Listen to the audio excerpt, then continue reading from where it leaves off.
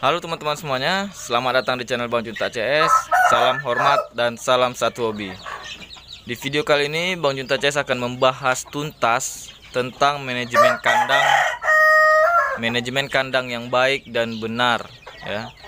Jadi karena manajemen kandang ini sangat penting di dalam peternakan.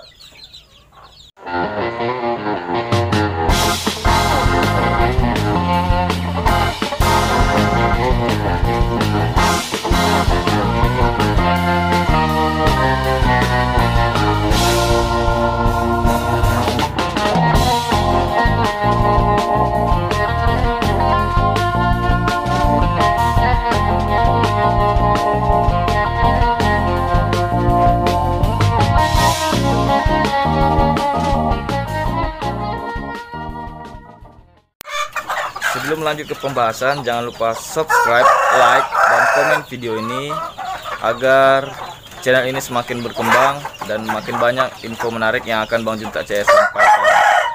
Dan jika video ini bermanfaat, silahkan share ke teman-teman dan saudara kalian yang memiliki usaha ternak skala rumahan, karena di channel Bang Junta CS ini banyak info-info menarik yang akan kalian dapatkan. Oke, jadi kalau berbicara tentang manajemen kandang ya, kalau kita bicara tentang manajemen kandang, mungkin teman-teman berpikir manajemen adalah pekerjaan kantoran atau di perusahaan, memakai pakaian rapi, berdasi, dan bersepatu. Ya sebenarnya itu tidak salah, tetapi manajemen itu lebih luas artinya dari hanya sekedar itu teman-teman. Maka dari itu kita dudukkan dulu perkaranya teman-teman ya. Jadi manajemen kandang itu apa sih? Jadi menurut Kamus Besar Bahasa Indonesia, manajemen itu berasal dari kata manage teman-teman, yang artinya mengelola atau mengurus, mengendalikan, mengusahakan, dan juga memimpin. Dan kalau berbicara tentang mengelola atau mengendalikan, itu sudah pasti ada target yang akan dicapai teman-teman. Itu manajemen sudah kita dapatkan. Sekarang kita membahas kandang sekarang ini. Kandang itu apa? Jadi kembali lagi, menurut Kamus Besar Bahasa Indonesia, kandang adalah bangunan atau ruang berpagar untuk memelihara binatang, atau dengan kata lain tempat tinggal binatang teman-teman. Jadi sudah kita dapatkan arti manajemen dan kandang. Langsung kita gabungkan aja teman-teman ya. Jadi manajemen kandang itu apa? Manajemen kandang adalah suatu cara mengelola dan mengendalikan atau mengusahakan bangunan, ruang berpagar tempat tinggal binatang untuk mencapai target dan hasil yang diinginkan. Oke, jadi sudah kita dapatkan arti dari manajemen kandang. Yang jelas itu kita mengelola sedemikian rupa kandang kita ini teman-teman. Jadi kalau teman-teman mempunyai luas kandang yang sedikit, tapi teman-teman bisa mengelolanya, memaksimalkan isi berapa ekor di kandang itu, maka manajemen teman-teman sudah bagus.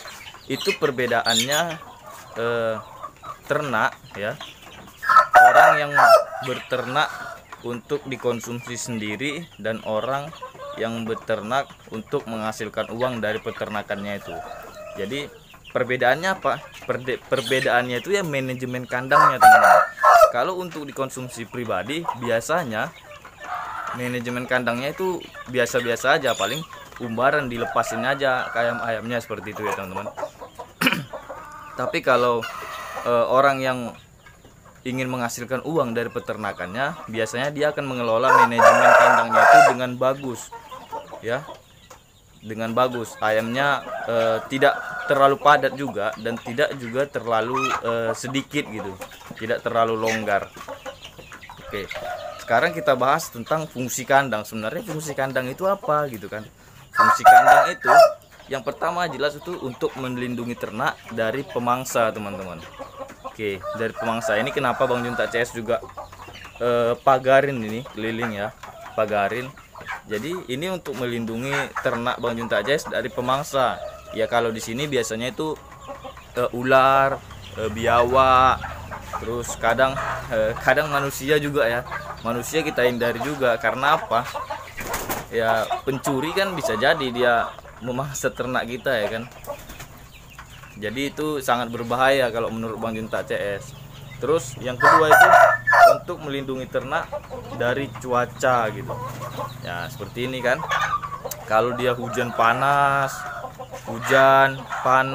terus angin kencang, ayam-ayamnya terjaga gitu kehangatannya. Jadi ada tempat berteduh.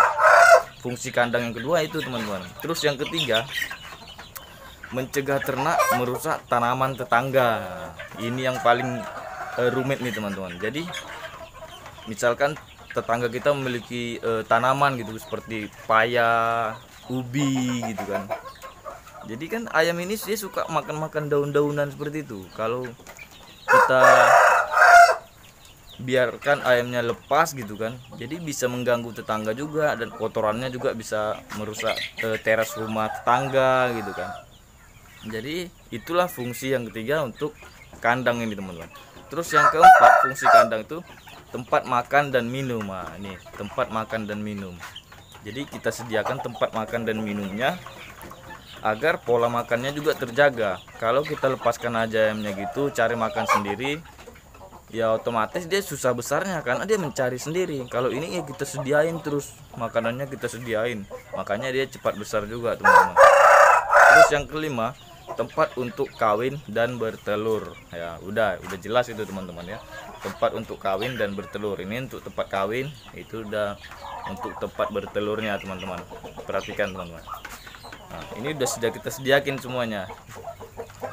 Terus yang keenam, tempat untuk merawat ternak yang sakit. Nah, ini yang paling penting juga teman-teman dari ternak ayam ini. Jadi kita harus perhatikan setiap kali kita kasih makan, kita harus perhatikan ayam-ayam kita teman-teman ya. Perhatikan yang mana yang tidak semangat makan, yang mana yang sakit, yang mana yang loyo-loyo. Nah, itu harus kita perhatikan.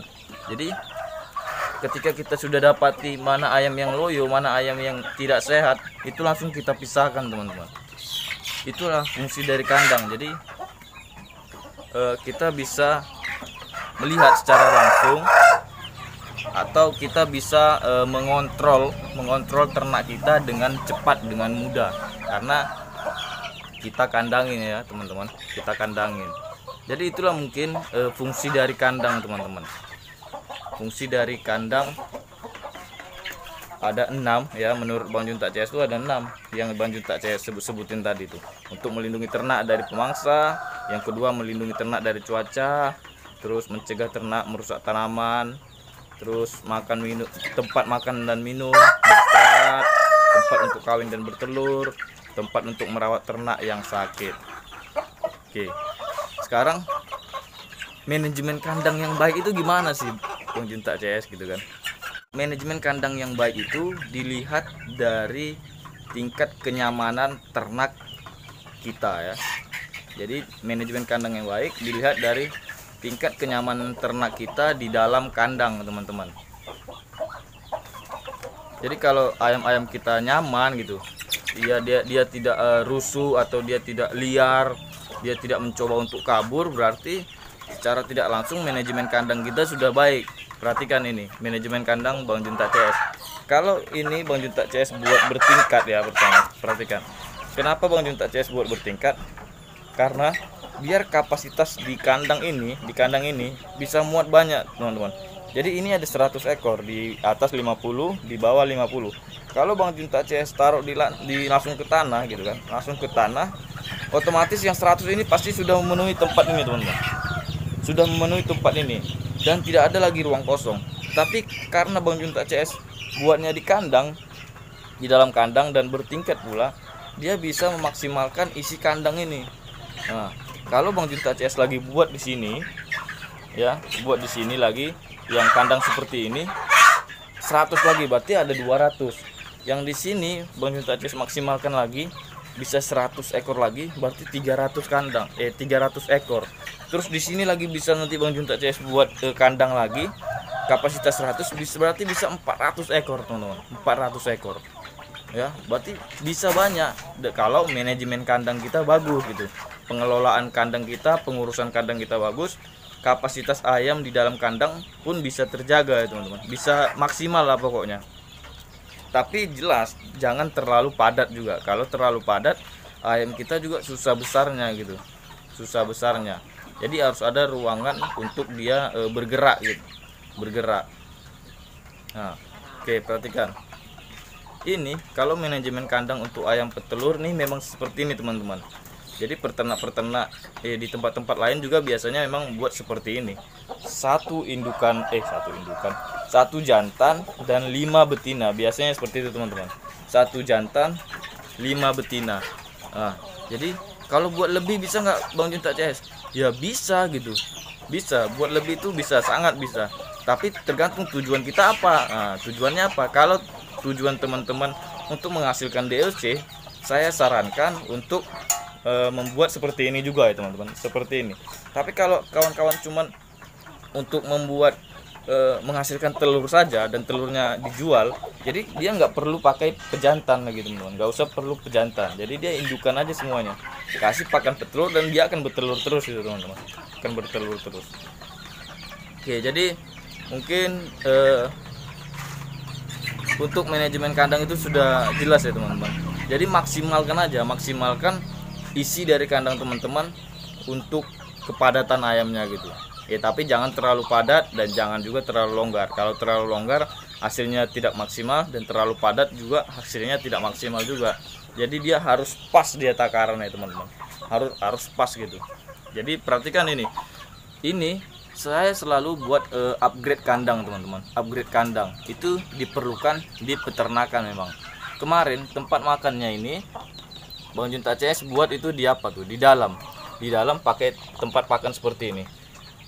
Tapi Bang Junta CS perhatikan ayamnya susah untuk kawin ya teman-teman. Susah untuk kawin karena terganggu dari tempat pakannya ini. Makanya sekarang Bang Junta CS buat pakai paralon ini paralon 4 inci Bang Junta belah